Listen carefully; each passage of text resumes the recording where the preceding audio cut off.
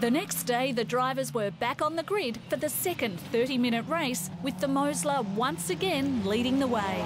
A rolling start. Greg Crick is starting from pit lane because they've had a power steering failure on the warm-up lap. No Tim Poulton in the Lotus as we get set for race 2. Clark Quinn will lead us away in the Mosler. Kevin Weeks has got pace and he stayed in line this time. Yeah, good job by the guys there. Bit tidier than the first race start. Car's getting pretty close. You can see the Aston up the inside of the Mosler. Nope, doesn't quite get it in there. Not through without any contact, which is a good start. We talked about the Audi and how it struggled in race 1, and Mark Eddy lost the power steering and bent the exhaust after a hit with Kevin Weeks, and they haven't been able to fix that car for this race, so he's just got to soldier on and do the best with what he's got. That's pretty frustrating. I tell you, when you know your car's not 100%, you're just trying to circulate round. Well, he's not the only one, though. Clark Quinn had problems with the paddle shift on the Mosler and had to switch to the manual shift. Lucky he's got that option. Well, that's always a nice thing to have. If your paddles fail, just revert to the trusty old gear lever. Hackett second. Kevin Weeks makes a lunge for third spot in the Lamborghini that's run by Oscar Fiorinotto, who is the man who brought you into V8 Supercars. Yeah, back in when I first came in with Team Dynamic, Oscar was the main engineer there, and he was the one that took me out of the UK. After copping a drive-through penalty in race 1, Kevin Weeks was out to make amends. This Lamborghini has been steadily on the improve. Had pole at the last round at Eastern Creek. Love the way that it goes over through those bumps at turn 10, and now he's going for second spot. Great move. Yeah, look how well these things stop, and even through turn 10 there, absolutely flat out. They've got a lot of aerodynamics, these cars, and that's why they stop so well under Hollywood Hackett, which suits that car perfect. Kevin Weeks lunging for the lead, turn 11. Close, but not quite. He's confident in the brakes, that's for sure, and seeing with the paddle shifts up a gear now, doesn't have to take his hands off the steering wheel.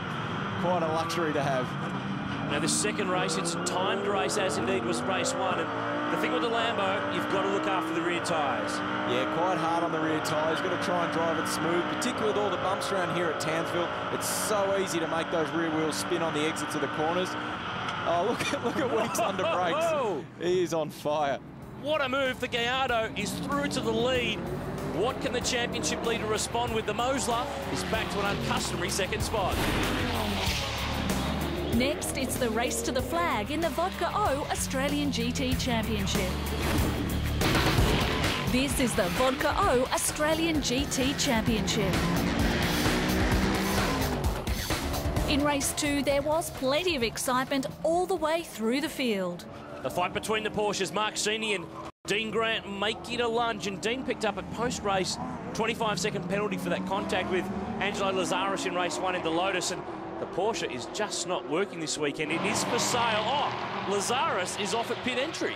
That's an interesting place to be at the final corner there at pit entry. I'm not sure how he's got himself there, to be honest. It'd be interesting to get a replay. They've done a really good job repairing this car. They've had great help from the North Queensland Institute of TAFE kids, and something didn't look right there. Yeah, that's nasty, and lucky the tyre barriers are there as well. It's just turned right instead of left into the last corner. Looks like something broke as soon as he jumped on the brakes. I don't think I've ever seen anyone enter pit lane here in Townsville quite like that, so it's been a tough weekend for both of the Lotus drivers. Tim Poulton didn't start this race. Lazarus is out of it. Hearing from race control that they're going to try to move this car without the requirement of the safety car. The Aston Martin versus Dodge Viper duel continued in race 2. These two got into it in race 1, and Greg Crick down the inside on the Aston Martin, and Tony Quinn has just struggled. They've had brake problems with this car all weekend. It's been very frustrating. Not a good track to have brake problems as well. A couple of huge spots, so much time to be made up on the brakes around here, and Cricky, you know, as you saw, just got underneath him there. By mid-race, the Mosler had a Mercedes-Benz hot on his heels and lapped traffic in the way. Peter Boylan, the only runner in GT Challenge in the Porsche 997. Clark Quinn has got him at the worst part of the circuit. Here's Hackett to the outside. They're going to go side by side around the Porsche. 3 wide, you could see in the Porsche there, he was trying to point which way to go. Hackett was trying to capitalise on that situation and get round the Mosler of Quinn, and couldn't quite do it though. That was awesome racing. Clark Quinn has got a challenger. Peter Hackett and the Mercedes-Benz SLS are a fact that they haven't broken through for a race win, but they have been very, very solid. You can see on board with Hackett here. As he set up for the last race, the car's come back to him late. The car's so consistent, so good on its tyres, and it's at the end of the race where he really wants to capitalise and try and make a move.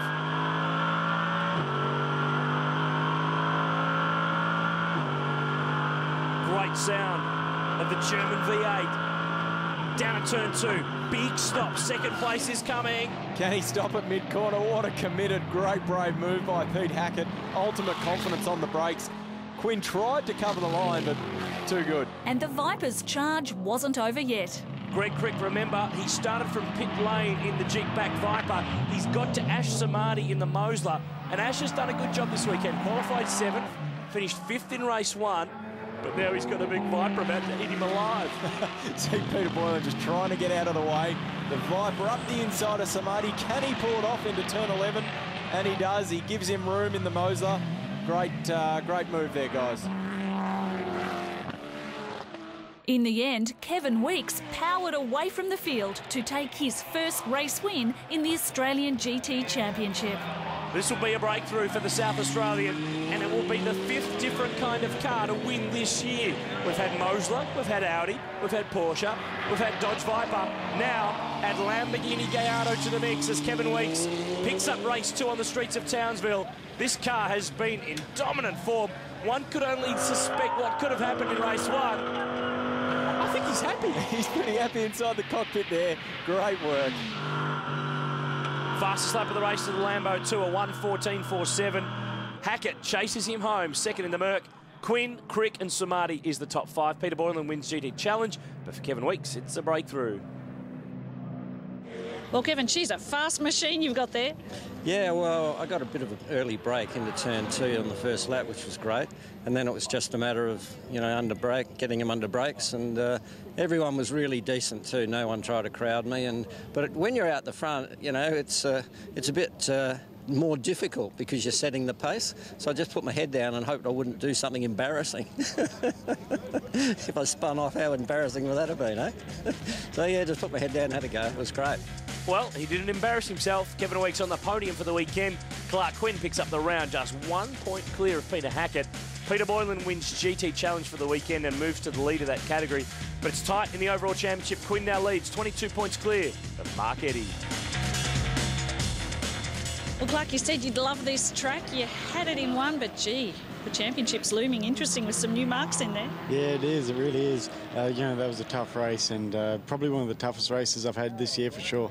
And, I had all sorts of problems with the car, but, just to come home third and first for the weekend, it's a narrow margin by 1 point, but, that's all you need. So, just go keep being consistent and, we'll see at the last race of the end of the championship, we'll see where we are then.